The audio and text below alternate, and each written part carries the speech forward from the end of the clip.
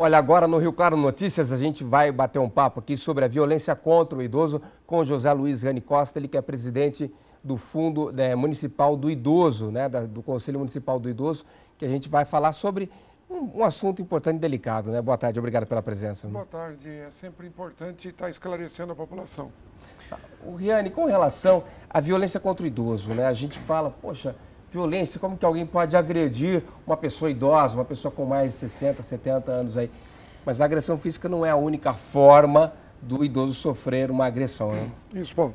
O folheto que está sendo distribuído essa semana, a partir de ontem, né, que foi o Dia Mundial de Conscientização sobre a Violência contra a Pessoa Idosa, tem todos os tipos de violência e o mais visível é o da violência física, mas tem a violência psicológica e um tipo mais sutil, que é a emocional ou social, que é palavras ofensivas, o uso de palavras ofensivas contra o idoso, depreciá-lo, menosprezar a sua história, a sua vida, negar a sua história, inclusive. Existe a violência sexual, como em várias outras faixas etárias, a violência medicamentosa, que é um tipo que pouca gente sabe, mas negar o medicamento ou dar o medicamento em excesso, por exemplo, para que o idoso fique dormindo o dia todo, é um tipo de violência, né? Tirar dele a possibilidade de interagir com a sociedade. A violência chamada de abandono, nós tivemos agora há pouco uma matéria sobre moradores de rua. Está crescendo no mundo todo e também no Brasil a população idosa em situação de rua, muitas vezes por abandono da família e por falta de ação do poder público em atender essa população. Agora, esse trabalho da família, por exemplo, a gente sabe que a família muitas vezes ela não tem tempo e parece não ter preparo para trabalhar junto ao idoso, porque o idoso ele requer, muitas vezes, num processo contrário, os cuidados de uma criança, né? Pois é, a questão da violência, principalmente quando acontece dentro de casa, nós dizemos que é a família que é vítima nesse processo.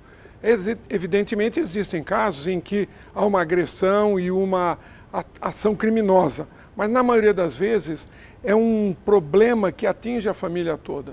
O idoso, muitas vezes, dependente, com um problema de uma doença crônica ou incapacitante, Alzheimer, Parkinson, sequelas de AVC e tantas outras situações.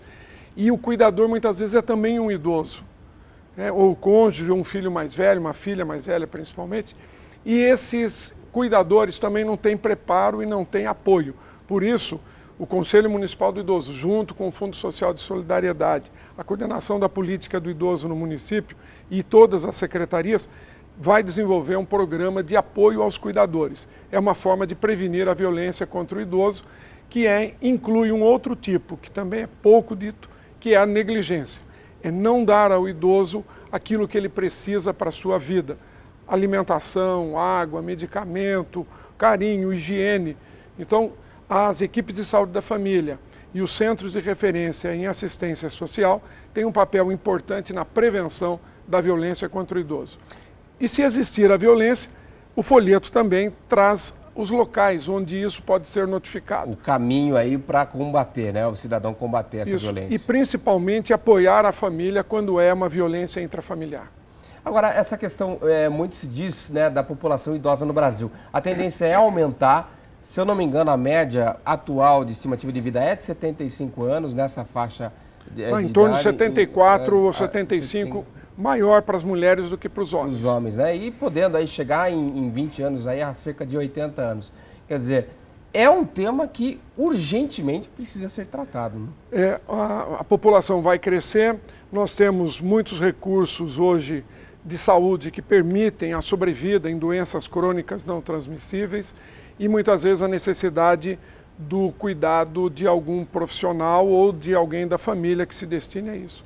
Nós temos trabalhado também numa situação em que, às vezes, a pessoa se aposenta, foi falado também em outra matéria, sobre aposentadoria. Antecipa, às vezes, sua aposentadoria para poder cuidar de um idoso, de uma pessoa da família que precisa do cuidado. Então, as ações de prevenção são tão ou mais importantes do que as de repressão.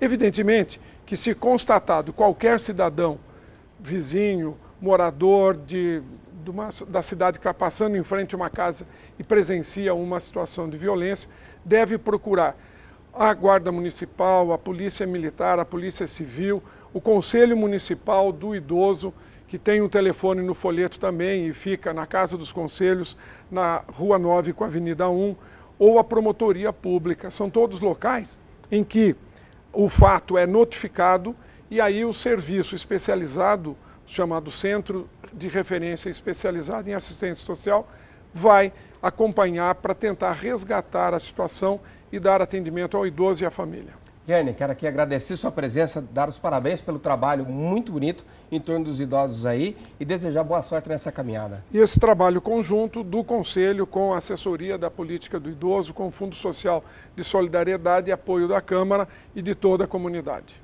Maravilha, muito obrigado pela presença mais uma vez. E o Claro Notícias de hoje fica por aqui. Tem reprise 10 horas da noite do nosso telejornal. Nós voltamos amanhã ao vivo, dia e meia. Até lá.